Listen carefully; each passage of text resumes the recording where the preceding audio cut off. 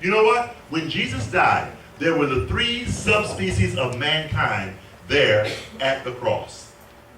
Simon, who buried the cross of Jesus, was a black man from North Africa. The Roman soldier was a white man at the cross who said, surely this was the Son of God. And the thief on the cross was a Jewish man, a Mongolian, who said, Lord, remember me when you're at your kingdom. I always think about that. The three subspecies of mankind, Caucasoid, Negroid, Mongoloid, there at the cross. And there Jesus died, and it showed that there Jesus died for everyone. Everyone.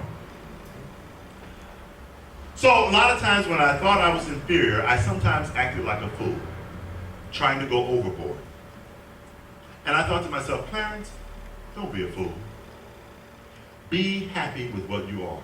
Have joy. Let others people see that you are happy and content with what God made you. If you do that, okay, if you do what God says, okay, people of all races will see that you have wisdom and they'll come to respect you.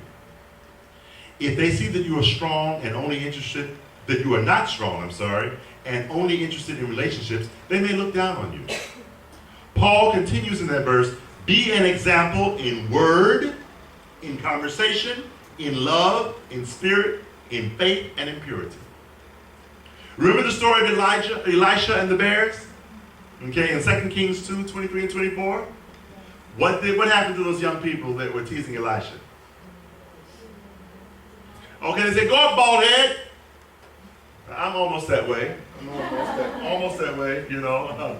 Go up, bald head. Excuse me, they were teasing him. And what happened?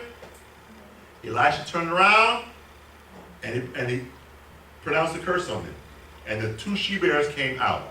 And the worst thing you can encounter is two she-bears, two mother bears, especially if they thought that you might have messed with their children.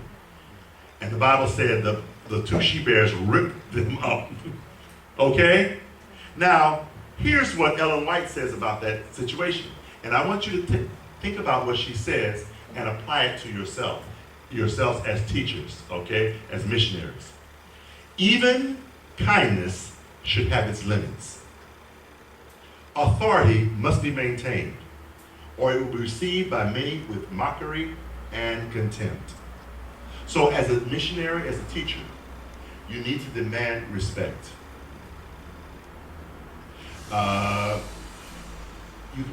It's necessary to turn the other cheek from time to time, but you don't let people walk over you as like a doormat. She says, reverence should be shown for God's representatives, and that's what you are. For ministers, teachers, and parents who are called to speak and act in God's stead. In the respect shown them, God is honored. That's in Prophets and Kings, page 236. So, if you allow people to walk over you, that means you have a low self-esteem, and people will not give you respect. You know, when I first came to Korea, I was constantly telling people, no, don't do that. Come here. Move. Don't do that. That's wrong. Leave that alone. Don't touch that. I'm locking the door. I did that all the time. But at the same time, I always fed them. I always reached out to my students. I gave them food. People came and slept over my house. They had respect for me. One time a Korean man said, I said to one Korean young man over at Sun Young, I said, why don't you all use my room? He said, we don't use your room because we know you'll be angry if we use your room. But that same man liked me a lot.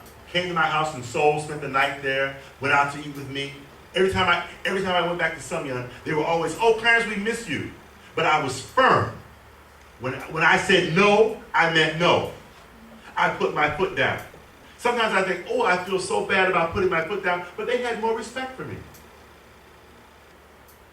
And even with the pastor, I put my foot down because I thought he had no respect for the students.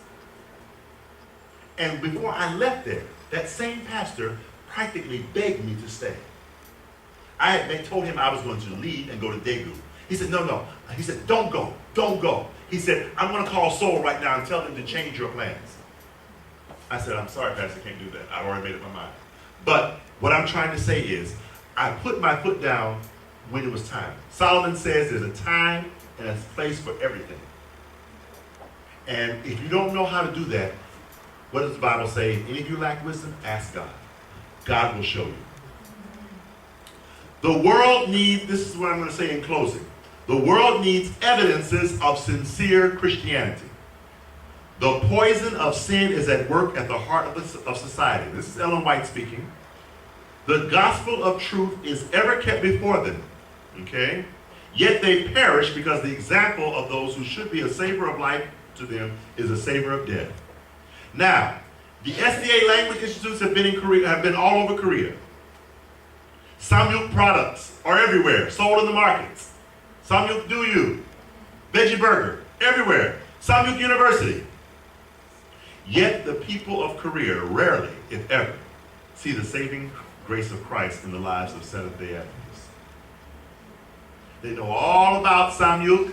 I just tell people, oh yeah, you know Samyuk University? Oh yeah, wherever I go. Yeah, I know about it. You know about Samyuk Do You? Yeah, we drink it all the time.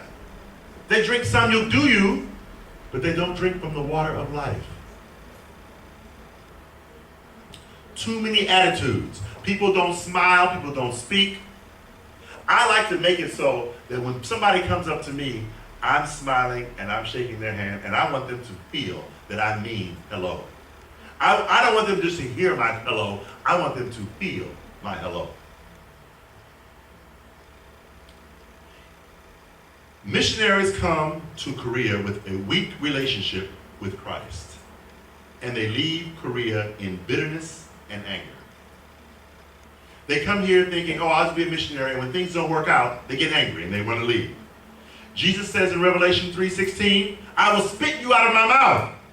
Why? Because you are increased with goods and don't have a renewed spirit in your hearts.